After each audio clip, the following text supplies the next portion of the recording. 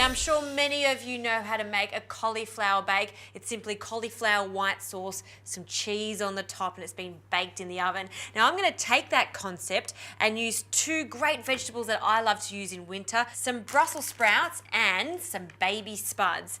Now I'm going to start by cooking the potatoes because they're going to take a little longer than the sprouts. These are small potatoes so they don't take long. What I like to do is place them in some cold water, and always when we talk about root vegetables like the potatoes, you start with cold water and bring it up to the boil, because if I put them in hot water, what will happen is they'll cook too fast on the outside and it'll take too long to get to the center.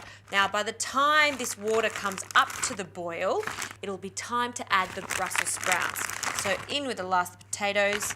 Now I'll place this on a high heat. I'll also add a generous amount of salt and I'll place the lid on. Now what I'm going to do is make the white sauce in the same pan as I'm going to cook the gratin in the oven. Now we need 50 grams of butter, so straight into the pan, and then we'll just allow it to melt. And now 50 grams of plain flour, and we'll just sprinkle that in. And when you're working with flour like this, you need to cook it off so you don't get that raw flavour. So I'll just use a wooden spoon to make a roux. Now a roux is the combination of butter and flour cooked off together, and you'll see it become nice and thick quite quickly because the pan is quite large. Now I've heated up some milk, 2 cups of milk. Now to ensure that we don't get any lumps, just add the milk little by little until you've added all of the milk. Then bring it to the boil and you'll see it start to thicken.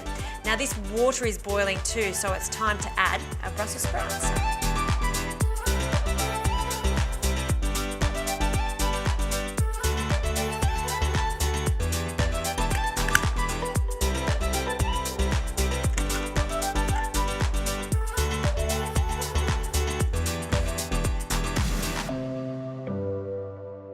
Okay, now I've drained off my Brussels sprouts and potatoes. They're cooked to perfection. They're still a little crunchy in the center, which is great because they're going to cook in the oven.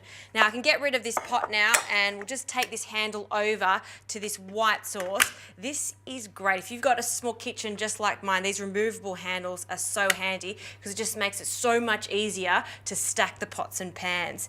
Now for a little twist on this white sauce, I'm going to add some blue cheese. Use a bitey blue cheese for this recipe, something that you can taste. If it's too creamy, we call them Gorgonzola Dolce, which is a lighter, creamier one. You won't taste it as much. And it doesn't have to completely melt in because when it's in the oven, it'll start to melt. So just fold it through so it's evenly distributed. I'll also add a generous amount of freshly cracked pepper.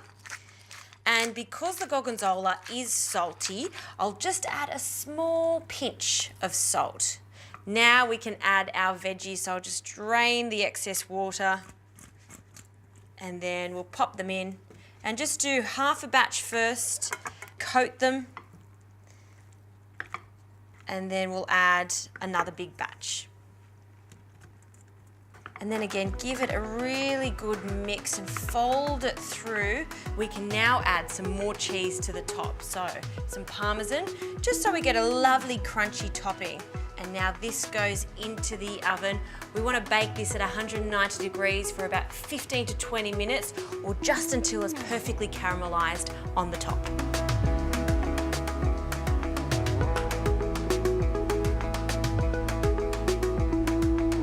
Ooh, have a look at this bake. It looks delicious and it smells so good. You know, I can smell the blue cheese. You know, this is something that you would put in the middle of the table. This is a side that everyone is going to love because it's so rich and decadent with that blue cheese white sauce. And I'll tell you what, if you don't like Brussels sprouts, you are going to love them when they're served just like this.